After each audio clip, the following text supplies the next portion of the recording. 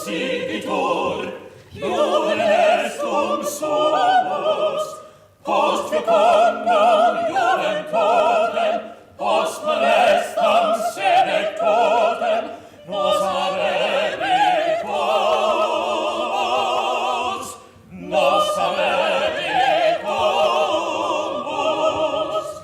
vivat academia, vivat professores, vivat academia, vivat professores, vivat membrum quod liber, vivat membrum quod liber, semper sinti flore, semper sinti flore.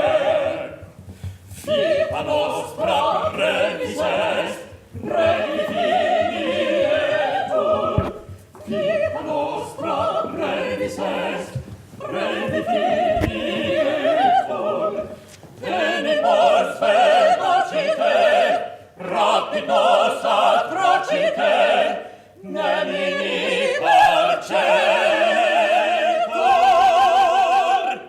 nemini parcetur.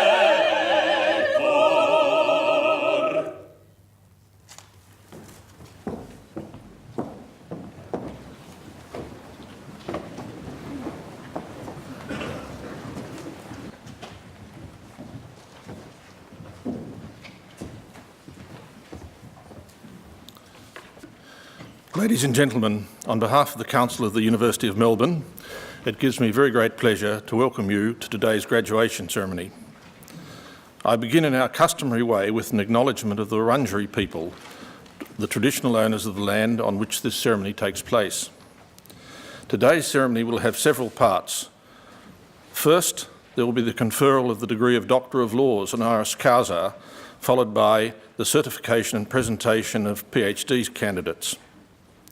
We will then have the presentation of recipients of the Chancellor's Prize for Excellence in the PhD thesis for 2017. To each and every one of you who is graduating, may I offer my sincere congratulations. Your achievements are outstanding. And to those here who have supported the candidates as parent or relative, partner or friend, I thank you and congratulate you on behalf of the University. To supporters and candidates together, I encourage you to view today's ceremony as an acknowledgement and celebration of your joint efforts. Though most of us have attended conferrings before today, it's appropriate to mention the important values expressed by the ceremony. Those values are essentially the same as those contained in the University of Melbourne's first graduation ceremony over 160 years ago. The ceremony reflects the importance of academic freedom, fearless inquiry, and an uncompromising quest for excellence. Those are the values that you, the candidates, have embodied in your work. I'm confident that each of you will continue to uphold those values as recipients of the degree of Doctor of Philosophy. Once more, our distinguished guests, graduates and supporters, thank you for being here and welcome.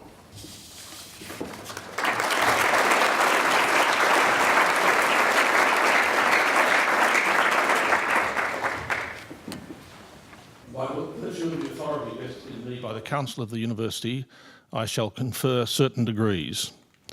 I call on Professor Pip Nicholson, Vice President of the Academic Board.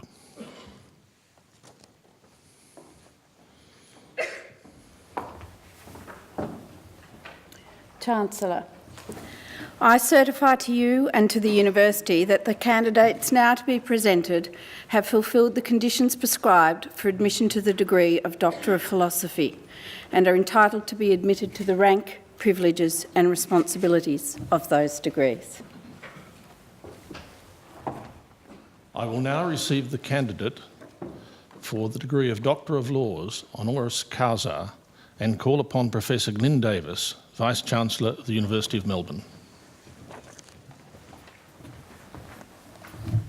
Chancellor. Mr Ian Marshman, has made a remarkable contribution to both the health and higher education sectors and is acknowledged by peers across the country for his leadership and public service over a long and distinguished career. In particular, over 25 years of service to the University of Melbourne, Ian demonstrated outstanding commitment to the transformation of operations and the promotion of the value of higher education to the broader community. Ian graduated with the Bachelor of Arts Honours from the University of Melbourne in 1971 and the Bachelor of Laws from the Australian National University in 1975. He commenced his career in 1973 as an administrator in the Australian Public Service before his appointment in the Victorian Health Department from 1986 to 1990, with responsibility for planning, funding, coordination and program development of health services for a third of metropolitan Melbourne. After joining the University of Melbourne, Ian continued to volunteer his time and expertise in the health sector as a member and Vice President of the Board of Management of St George's Hospital and the Inner Eastern Geriatric Service between 1991 and 95. More recently, he continues to serve as a board member and chair of both Headspace Youth Mental Health Foundation and the Melbourne Dental Clinic. Ian was initially appointed as Registrar Academic of the University of Melbourne in 1990, before rising to Vice Principal Administration and then Senior Vice Principal from 1999 until his retirement in 2015. And in this role, Ian worked tirelessly to improve the university's administration and to enrich this institution's core activities. With responsibility for the management of finance, planning and administration, he oversaw everything from major projects and facilities planning, IT management and human resources to audit, compliance, governance and external accountabilities. And in this role, as David Pennington in front of me can attest, Ian offered wise counsel to a range of Vice-Chancellors. He provided mentorship and support to a generation of professional university staff at Melbourne and beyond, and he secured the university's financial resources while playing a significant and enduring role in its strategic direction. Ian was integral to the university's adoption of the Melbourne curriculum in 2008, and he led the implementation of new structures and services to support these ambitious curriculum reforms. He then conceived and led the university's business improvement program in 2013 and 2014, introducing shared services and making significant resources available for reinvestment in research and teaching. He demonstrated a deep concern for disadvantaged students and was committed to widening access to a meaningful education at the university through the Access Melbourne scheme. His unfailing efforts to transform the university's campus, professional services and financial health will be felt by generations to come of students and staff. Ian's contribution to higher education beyond this university is also significant. He was the chair of the Victorian Tertiary Admissions Centre for 15 years. He's been prominent in efforts to foster global citizenship and institutional innovation through Universitas 21.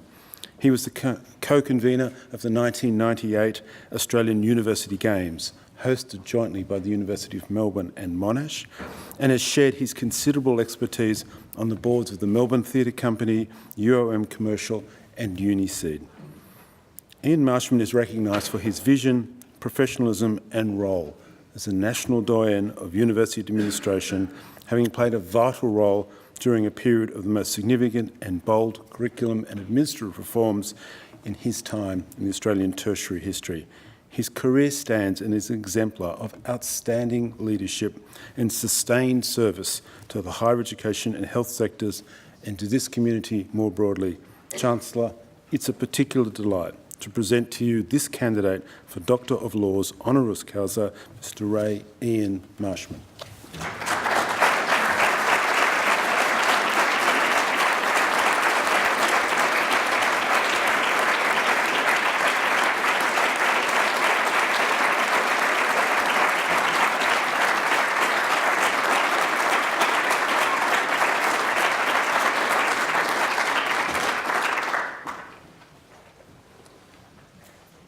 I will now receive the candidates for admission to doctoral degrees and call on the Pro Vice-Chancellor, Graduate and International Research, Professor Dick Strugnall, to present the candidates for admission to the degree of Doctor of Philosophy. Chancellor, I present to you these candidates for admission to the degree of Doctor of Philosophy. Allan Azizi, who examined the effects of action computer gaming on visual attenuation and eye movements in both skilled gamers and novices, and found that benefits were more limited than usually thought. Individuals with moderate traumatic brain injury, also trained on games, showed limited improvements which nonetheless may be therapeutically useful. Allan Azizi.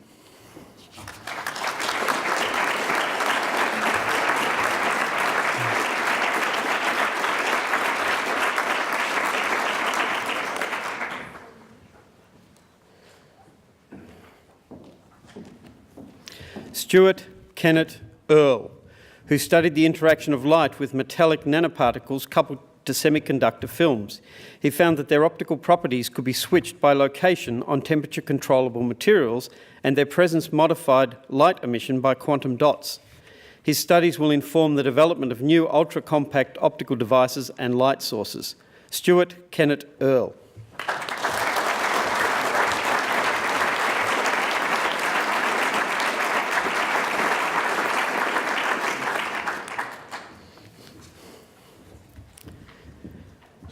Mariam Farniapur, who studied mechanisms for preserving user privacy while facilitating third-party spatial data analytics.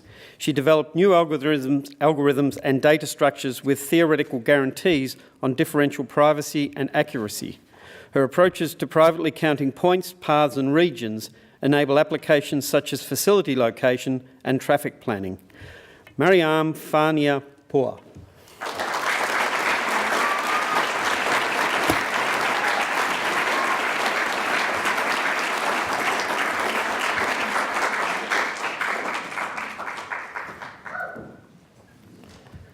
Christopher James Fuchs, who examined the sensitivity of collisions between oil drops found in emulsions in the presence of surfactants, polymers and salt combinations by direct force measurements and microflow observations. This study provides insight into how subtle mixtures of different components present within the solution can control emulsion properties in formulated products. Christopher James Fuchs.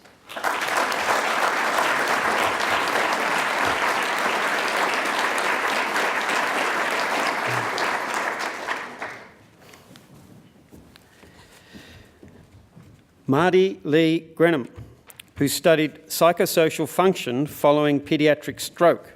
She found after stroke, children are at risk of psychological and social difficulties. Older age at stroke, family factors and ongoing fatigue and cognitive difficulties were associated with poorer outcome. Her study highlights the importance of screening for psychosocial impairment following paediatric stroke. Marty Lee Grenham.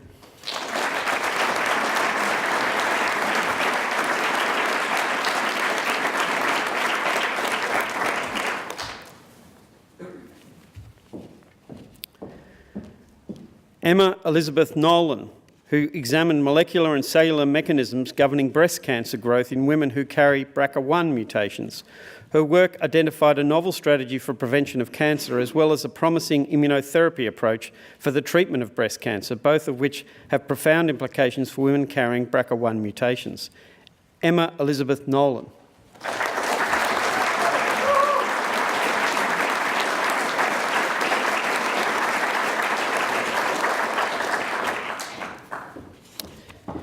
Evgeny Panchenko, who investigated new approaches for elucidating the properties of light. He demonstrated that optoelectronic devices combining metallic nanostructures and semiconducting materials can monitor guided electromagnetic waves or determine the polarization states or colour of freely propagating light. His findings may enable new approaches to optical imaging, computing and communications. Evgeny Panchenko.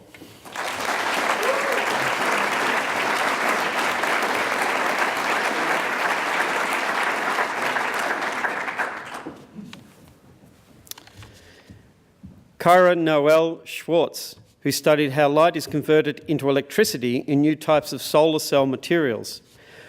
Using sophisticated laser-based methods, her research has revealed the important role of molecular composition on electrical charge generation processes. Her work will contribute to the development of new lightweight and inexpensive solar cells. Kyra Noel Schwartz.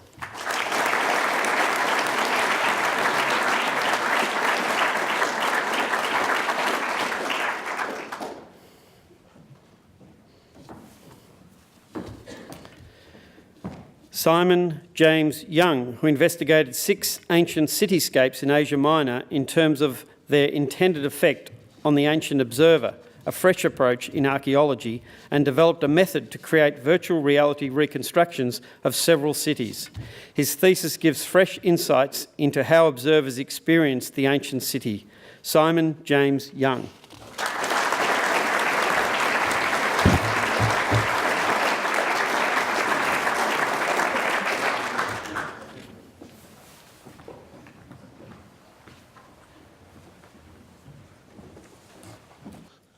Ladies and gentlemen, that concludes the presentation of degrees.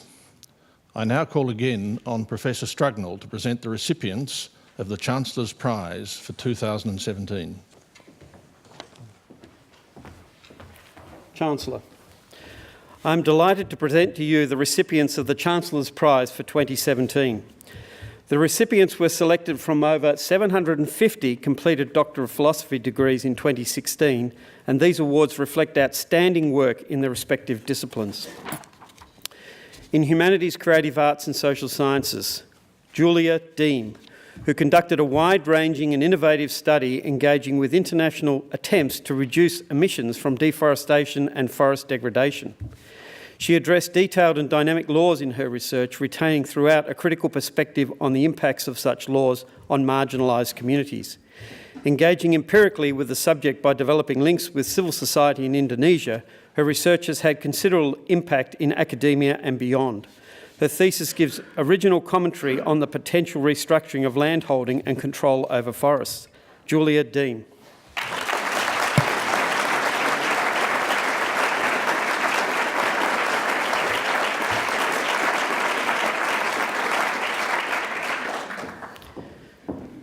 Tristram Oliver Skews, who proposed a radically new understanding of how human emotions represent features of the world as having complex and value-laden properties, such as being dangerous or being morally wrong. His thesis shows that existing accounts of the representational properties of emotions are not suited to this justificatory role. He then proposes a new justificatory mode, relying on the relationship between emotional responses and competence with evaluative concepts. The thesis provides an important original contribution to the philosophy of emotion in a manner that contributes to discussion of emotional intentionality. Tristram Oliver Skews.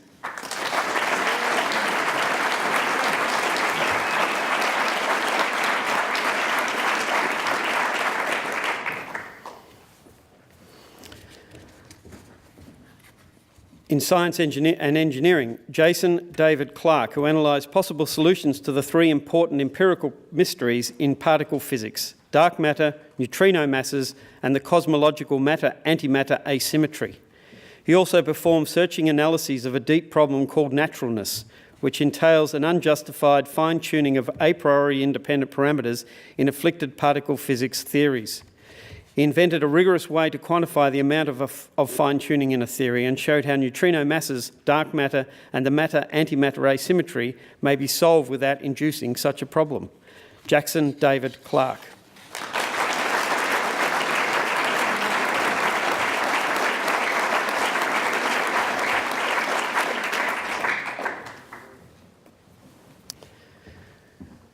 Stephen Harris Wibowo, who successfully used amino acids as building blocks for precisely engineered nanoscale materials. By developing a new polymerization method which occurs on the surface of a specialised material, new nanoscale peptide-based materials were prepared which display unique properties only seen in spider silk. These new materials have potential applications in tough materials, organic catalysis, nanoscale surface coatings and targeted drug delivery. Stephen Harris Wibowo.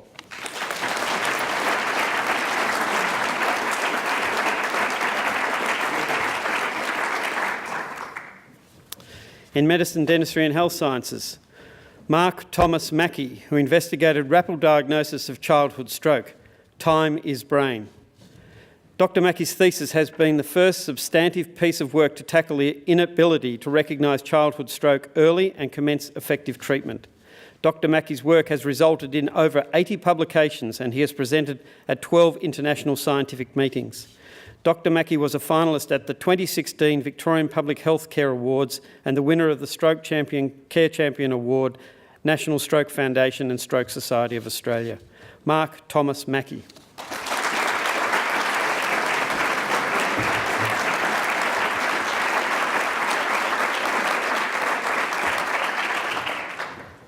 I now call on Diana Menzies to provide an introduction to the Menzies Foundation.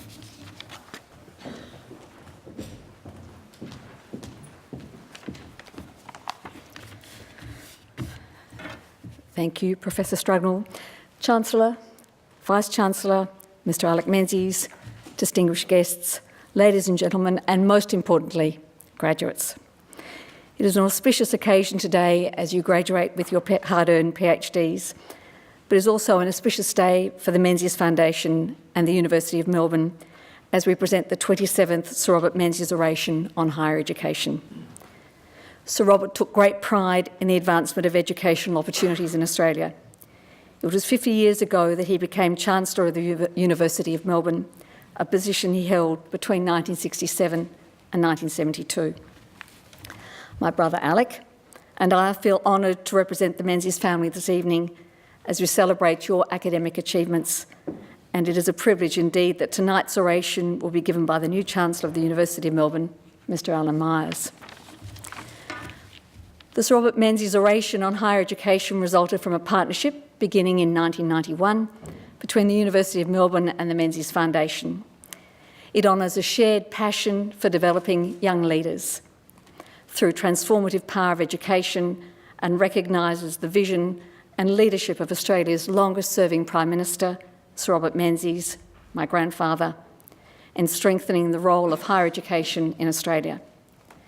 It is very fitting that the Chancellor's topic for the 2017 Menzies Oration is Menzies' Idea of a University. There are many notable comparisons to be made between the Chancellor and Sir Robert, and I had the opportunity to speak briefly before with the Chancellor about this. Sir Robert was a law student at the University of Melbourne, went on to be a barrister, and then returned as its Chancellor. One wonders whether a career in politics was ever on the agenda for Mr Myers. Allan Myers follows in the footsteps of Baroness Valerie Amos, who spoke so impressively last year. The Menzies orators have come from different backgrounds, but have included many leading contributors to public affairs, from Professor David Pennington, AC, to the Honourable Nick Greiner, AC, and the Honourable Julia Gillard. It was Professor Ian Young who reminded us of the impact Menzies had in the development of the higher education system in this country. He said, when Menzies came to power in 1939, there were 6 universities and 14,000 tertiary students in Australia. By the time Menzies retired in 1966, this had grown to 16 universities and 90,000 tertiary students. Between 1955 and 1966, funding for the universities increased tenfold. Quite a legacy. From humble beginnings as a scholarship boy from regional Victoria, Sir Robert rose to embrace a life of outstanding public service in law and politics, in which he showed and inspired leadership in word and deed. He understood firsthand the value of an outstanding education. He believed in giving people the opportunity to be the best they could be, no matter where they began their journey. The Menzies Foundation honours Sir Robert Menzies' contribution to education by supporting and nurturing Australia's future leaders. We are redefining our involvement in the areas of school leadership and entrepreneurship, whilst continuing to support outstanding lawyers through an overseas postgraduate scholarship which aims to equip them to tackle complex global issues. As a national, not-for-profit organisation, the Menzies Foundation boasts among its alumni over 200 leaders in areas such as heart, allergy and cancer research, as well as in the areas of MS, dementia and autism. Our alumni include senior members of the legal profession, including the judiciary, polar and climate change experts, as well as founders of successful social enterprises. Leading academics at national and international universities, ethics experts, and leading voices in economics and public policy. Like the graduates we have with us today, their successes come from their willingness to aim high, to work hard to achieve their goals. This annual Menzies Oration provides an opportunity for the Menzies Foundation and the University of Melbourne to celebrate their excellence in higher education. Today, we are extremely fortunate to hear from Mr. Allan Myers, the Chancellor of Australia's #1 university, as he explores the contemporary significance of my grandfather's views on university education. Thank you.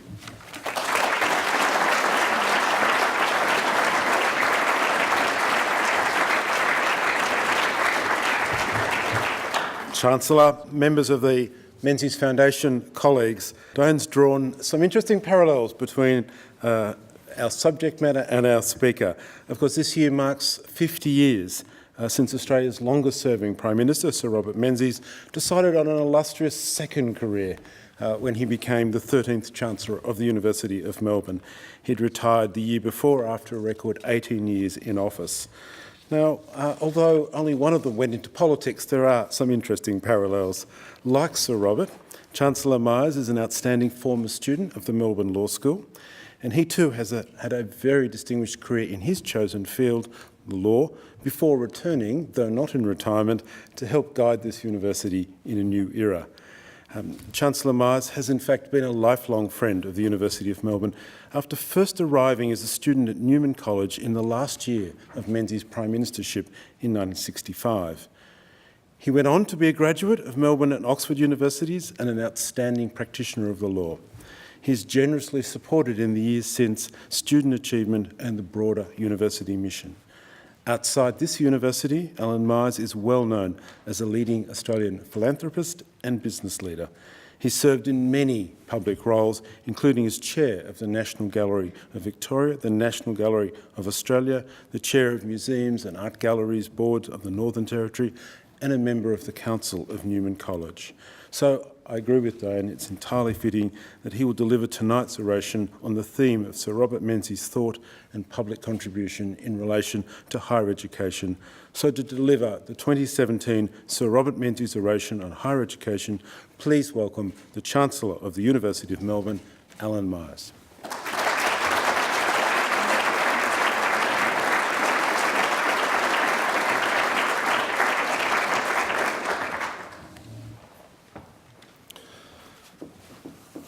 Members of the University, ladies and gentlemen, thank you very much, Diana and Glyn, for those very kind remarks. I have a text for this evening. It's well known. Brutus said to Cassius in Shakespeare's Julius Caesar in Act 4, "There is a tide in the affairs of man, which when taken at the flood leads on to fortune. We must take the current when it serves." Most of my predecessors as Menzies orators have been distinguished scholars who've spoken about educational theories and policies. I'm taking a different course this evening, and I'm going to speak about Robert Gordon Menzies himself. He is among the greatest alumni of this university. He entered the university as an undergraduate in 1913, and as Glyn has said, and Diana, he became the Chancellor in 1967, an office he held till 1972. Those of you who are looking at that portrait will see that I'm wearing robes that look very much like the robes that Menzies was wearing when that portrait was painted. In fact, they're a replica of those robes, and he was a little larger man than me, which I hope is not too obvious. This is the 27th Menzies Oration to be held in the University of Melbourne. Since its inception, it's been financially supported by the Menzies Foundation. I understand that the Menzies Foundation will no longer support the oration financially, following a review of the activities it undertakes and supports. The University of Melbourne is very grateful for the support of the Menzies Foundation for this oration over so many years, and it's the intention of the universities to sustain the Menzies Oration in the future in the same way as it has been in the past. Furthermore, I think I can say a little obliquely that the university has ambitions to revitalise the old quad.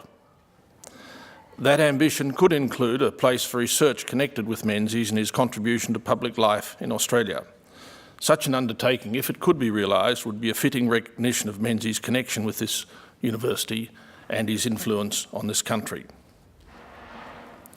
Before I address directly the subject of tonight's oration, let me say a few things about the life of Robert Gordon Menzies, and forgive me, those of you who know all this. His father was a storekeeper, but later a Member of Parliament. Menzies was one of 6 children. He was educated at the local state primary school. He attended the law school of the University of Melbourne and won the Supreme Court prize. After his articles of clerkship, he became a barrister. He had great success almost immediately, and everyone who's a lawyer, and many who aren't, know of his advocacy in the engineers case, which changed the approach to the construction of the constitution of this country when I think he was only 23 years old.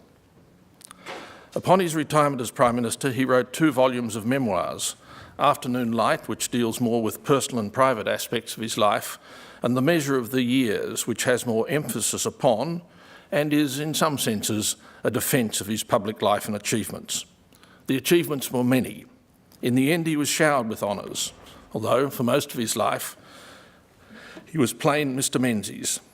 That is, until a few years before he resigned the office of Prime Minister, when in 1963 the Queen conferred upon him, I think to his surprise, the Order of the Thistle.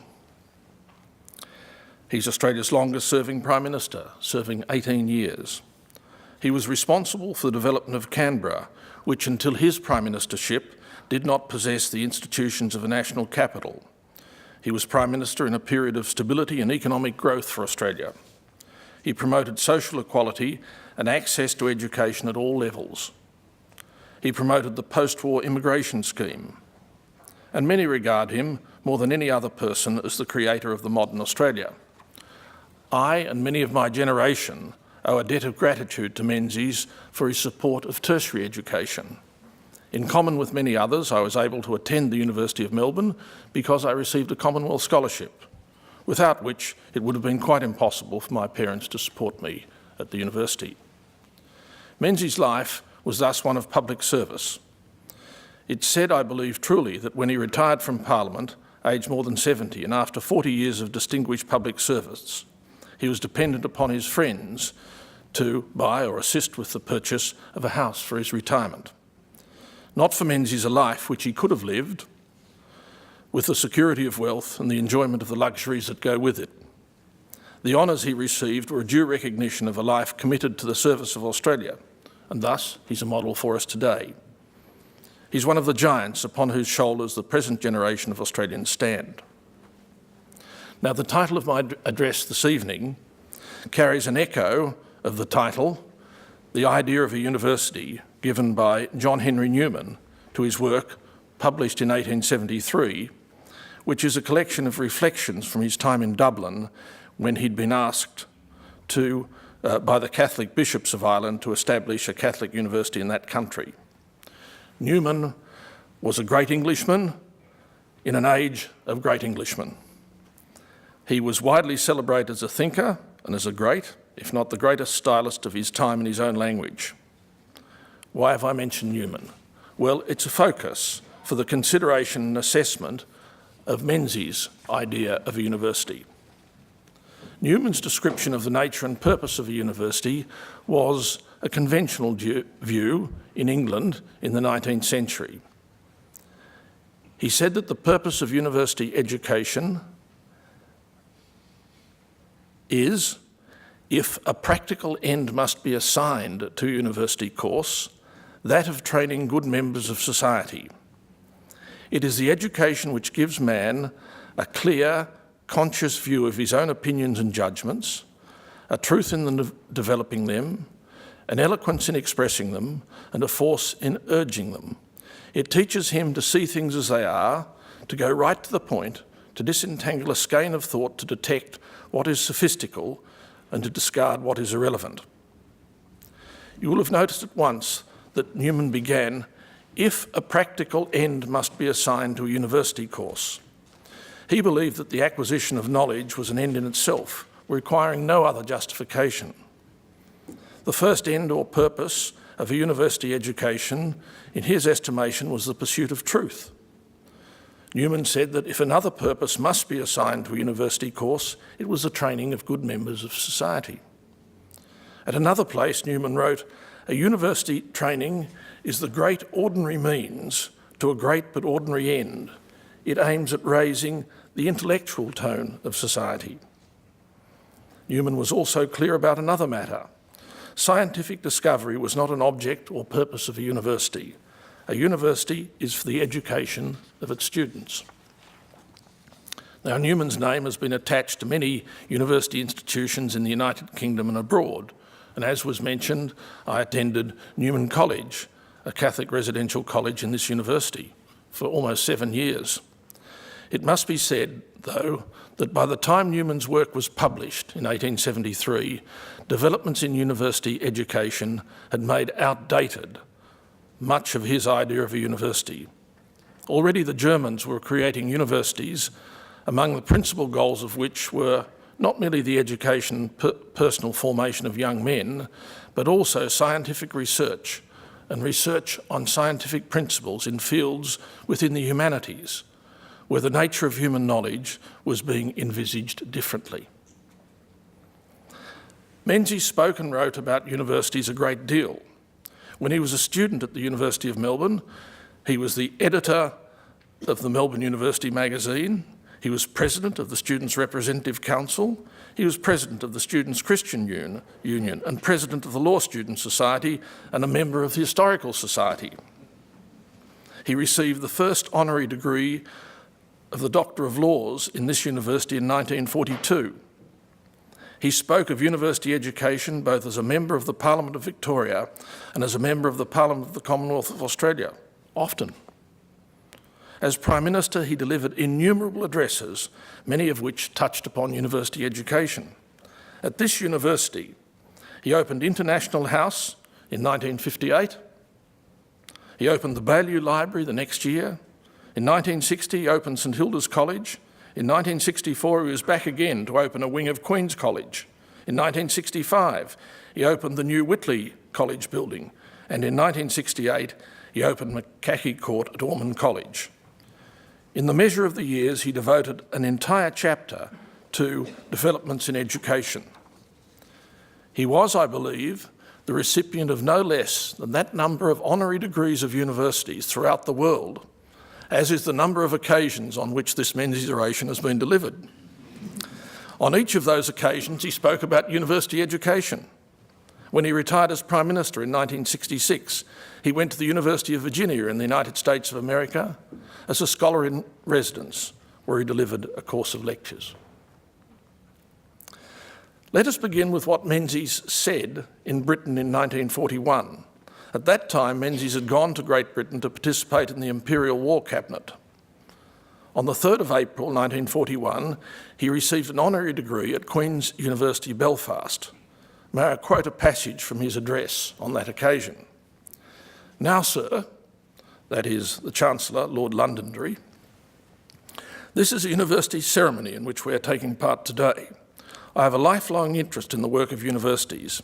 I have, sir, and I say it without shame, an almost passionate belief in pure learning.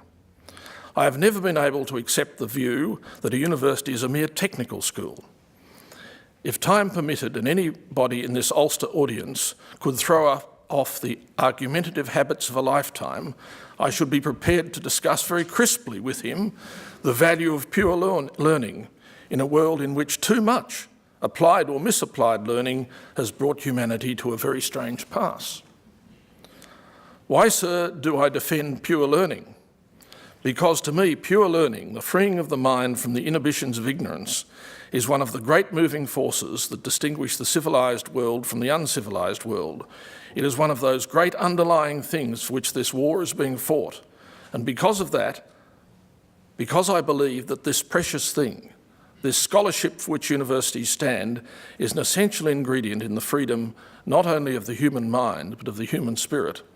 I am proud indeed to think that we are met for half an hour in the middle of a war to take part in a ceremony in which a university in Ulster confers on a graduate of another British university 12,000 miles away the right to inscribe himself as a graduate.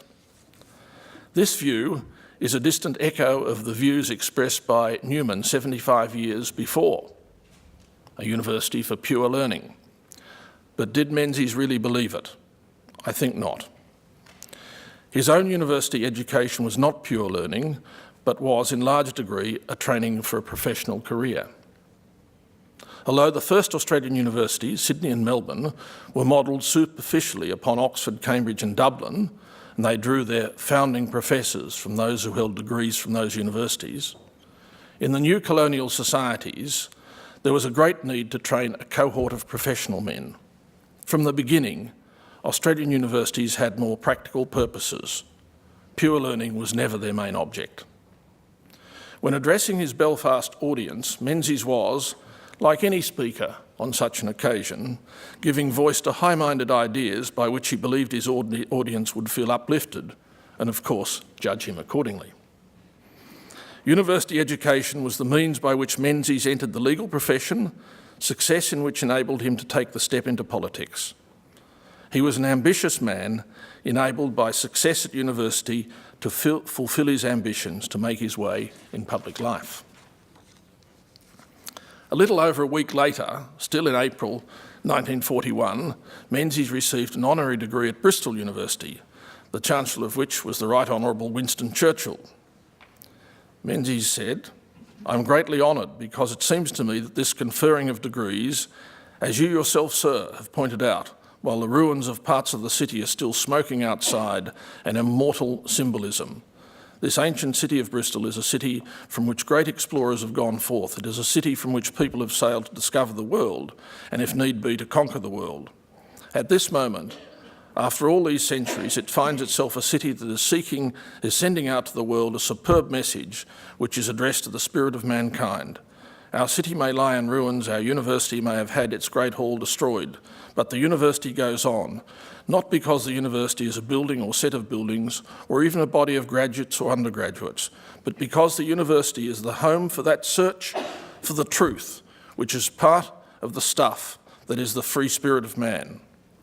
It is because our cause is not only true, but is the truth itself. And because every university that is worthy to be called a university is dedicated to the pursuit of truth, honestly, fearlessly, wherever it may be, that I find myself with treble reasons to be extremely proud that I have been one of the figures at this ceremony today." Here we have Menzies again giving voice to the same idea of a university as he had done in Belfast. What do Menzies' actions in public life tell us about his idea of a university? I believe we could be confident that throughout his life, Menzies understood the advantages he enjoyed on account of his education at this university. I believe also, as an intelligent man of sound values, he would have wished to acknowledge the contribution that his university experiences and education made to his success in life. His continuing close connection with the university throughout his life is ample evidence of that proposition. But what of his actions when he was in a position to affect the policies and actions of government? The first such action to which I wish to refer is that, when Menzies was the Attorney-General for Victoria in the early 1930s, he sponsored a bill for the appointment for the first time of a full-time Vice-Chancellor in the University of Melbourne. This is not a small or merely symbolic act.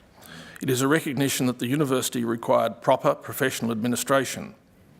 It is also a recognition that the university was an important institution deserving real public support in the fulfilment of its objectives. After the Second World War, the Commonwealth Government and Parliament of the day made provision for the repatriation of ex-servicemen and women. Under the Commonwealth Reconstruction Training Scheme, substantial sums were paid by way of grants to the states for the support of universities. This led to a growth of universities and was the occasion for the consideration of the resources required by universities for capital expenditure and for operational purposes. Thus, in 1950, the Menzies government appointed a committee made up of Professor Mills, Sir Douglas Copeland and Mr H.G. Goods of the Commonwealth Treasury. The terms of reference were to examine and report upon the finances of the universities and make recommendations as to whether any, and if so what actions, should be taken by the Commonwealth of Australia to assist universities. It is significant, I believe, that when Menzies saw the terms of reference, he insisted that there be added consideration of the needs of residential colleges. Menzies understood from his own experience as a student that generally students who live in residential colleges have a superior university experience than those who do not. I say generally. It is possible also that he understood that universities have responsibilities for the broader care and welfare of their students, especially young undergraduate students. Menzies' view that residential colleges are generally a beneficial environment for students is evident from the many occasions when he, as Prime Minister and afterwards, attended important events at colleges affiliated with this university. The importance of residential colleges at this university was not well recognised for many years, until quite recently the view was widely held that they are an unimportant appendage for the privileged few. I believe that view has always been wrong. The experience of universities of those who could live in a residential college is superior generally to that of those who do not. The attachment to the university of those who had the experience of living in college is reflected in the response to the Believe campaign, the fundraising campaign of the University of Melbourne. Less than 10% of alumni of the University of Melbourne have enjoyed the advantage of living in one of the affiliated residential colleges of the university, but about 70% by aggregate amount of gifts by alumni to the Believe campaign have been from former college residents.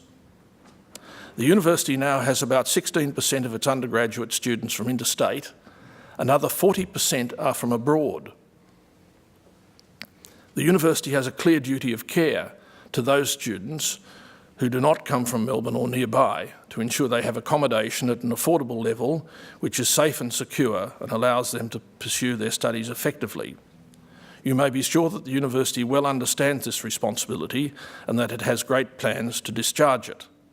Menzies understood this, I believe. In December 1956, it was the personal initiative of Menzies to establish the Murray Committee. Murray was chairman of the British University Grants Committee. The committee also included the Vice-Chancellor of Leeds University, Charles Morris, who had been suggested to Menzies by Murray, Ian Clunies-Ross, the chairman of the CSIRO, Alexander Reid, a public servant in Western Australia and later Chancellor of the University of Western Australia, and Mr J.C. Richards, General Manager of BHP. The terms of reference suggested by Menzies for the committee were that it should investigate how best the universities may serve Australia at a time of great social and economic development within the nation, to indicate ways in which the universities might be organised so as to ensure that their long-term pattern of development was in the best interests of the nation, and in particular to inquire into such matters as the role of the universities in the Australian community, the extension and coordination of university facilities, technological education at university level, and the financial needs of universities. It is notable that Clunies-Ross and Richards were members of the committee. Clunies-Ross was responsible for scientific and industrial research in Australia, and the latter was a senior executive officer of Australia's leading corporation. Menzies saw that research and education pertaining to technological research were important functions of a university. And this is a long way from his experience at university 40 years before. Furthermore, it is a university that bears no resemblance to the university of which he spoke during the Second World War. When the Murray Committee presented its report on the 19th of September 1957, Menzies was anxious that the report should be implemented as soon as possible. Imagine this happening today with such commendable speed. Cabinet considered it within a few days of the report having been presented and sat throughout a whole day, morning, afternoon and evening, to reach a conclusion about the Murray report at once. Cabinet thereupon approved the report, its recommendations were adopted, and those recommendations formed the basis of a speech by the Prime Minister to Parliament on the 28th of November 1957, when the report was tabled. We all know that the result was a change in the financing and management of Australian universities, with the consequence that the Commonwealth thereafter has played the leading role in university education, almost to the exclusion of the states. The Murray report also led to an extension of the Commonwealth Scholarship Scheme, which had been earlier established by the Menzies government. It was the scheme that made university education available to wide classes of young Australian men and women, which itself led to further profound social changes, which by 1970s had created in Australia quite different from that which Menzies had understood so well. Menzies government was responsible for the Colombo Plan, including the scholarships that were part of it.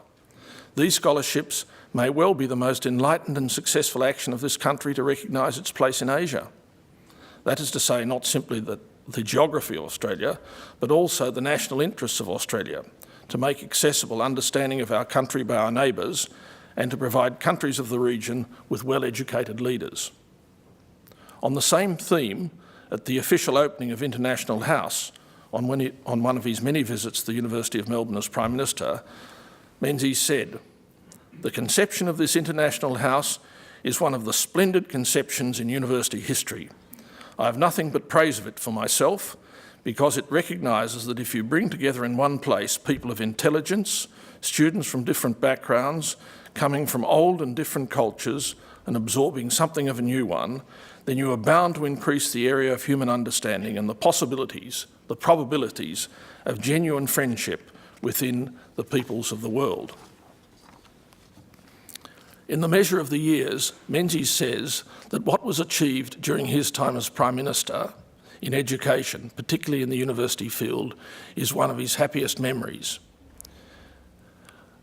A.W. Martin, in his Life of Menzies, quotes Murray of the Murray Committee, speaking of Menzies thus, "I shall never forget his parting words.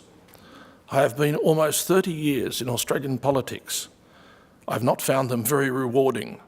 Why do politicians always say that? They seem to, though. "But if I leave the Australian universities in a healthy state, it will have been all worthwhile." It was said with such a note of sincerity and also of emotion that I was convinced once again of his deep-seated devotion to the university's welfare and scholarship in general.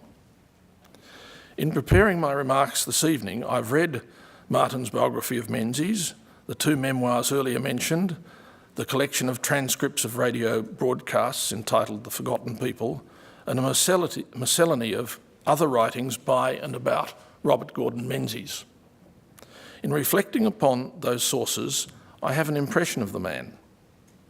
I do not claim to have special insights, and certainly not as compared with the knowledge and judgments of many in my audience here this evening. Nonetheless, the conclusions I will express about Menzies' idea of university can only be understood by reference to my impressions of the man. He was intelligent and ambitious. He was imbued with and proud of his British, especially Scots, heritage. He believed in J.S. Mill's conception of society as embodied in On Liberty and On Representative Government. Thus he was tolerant, not a bigot in matters of religion or otherwise. He was not at all racist. Perhaps after his long sojourn in Britain in 1941, he became less sympathetic to English social customs and prejudices and more attuned to those of his native land. Nonetheless, he never entirely abandoned the still prevailing view of British history based upon a belief in British or English exceptionalism. Like John o' Gaunt in Richard II, he saw England as the sceptred isle, this other Eden, the envy of less happy lands. He was a man of great presence. He was witty and articulate. He came to dominate parliamentary debate, in which he was often cruel to opponents. He was charming to those whom he wished to impress, but charm is not concerned with ideas or truth. I don't see Menzies as an original thinker. He was not a man of ideas. He was, of course, a very successful politician. Like the most successful of politicians, he was a man of his time, in tune with the aspirations of his time. If I may return to my text, which is, I believe, a good working definition of a leader, he correctly judged the current of affairs and took the tide of his times at full flood. His singular genius was that he foresaw that the old differences of class, of education, of wealth were to be swept aside after the Second World War by a new middle class who were ambitious for themselves and for their families. He understood the importance in this new Australia of the opportunities which university education could provide. He understood that in large part because of his own experience of life. Menzies' idea of a university was an expression of his conception of this new Australia. The university was not a fixed idea determined by the past. The university was an institution to be moulded to serve the new Australia. It would provide professional training for the new Australian middle class. University education would be widely available to the able and ambitious from all sections of society. Australia would cautiously open its universities to the able and ambitious from Asia. Research would be conducted within universities because it was seen to serve the interests of the Australian community, to ensure that in the fields of science, Australia maintained a place in the advanced world. In making decisions about universities in Australia, Menzies was completely pragmatic. We know what were the results of Menzies' support of university education. Whether and to what extent those results best served our country is a debate for others on another day. For my part, I'm very grateful to him and the society whose aspirations he so well understood. Thank you, ladies and gentlemen.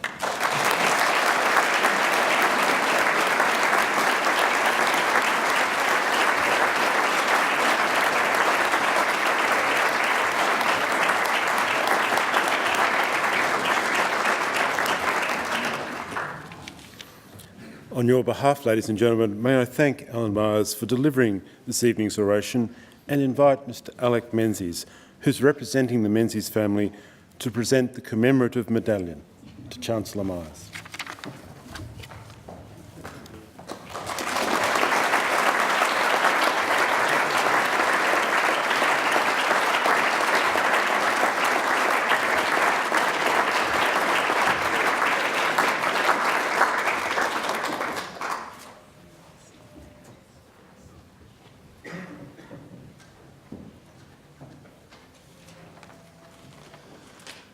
Ladies and gentlemen, this concludes the proceedings of the degree conferring ceremony and the 2017 Sir Robert Menzies Oration on Higher Education. On behalf of the University, I have much pleasure in inviting you to join us for refreshments in the foyer. And I can hear the music already. Thank you. Good night.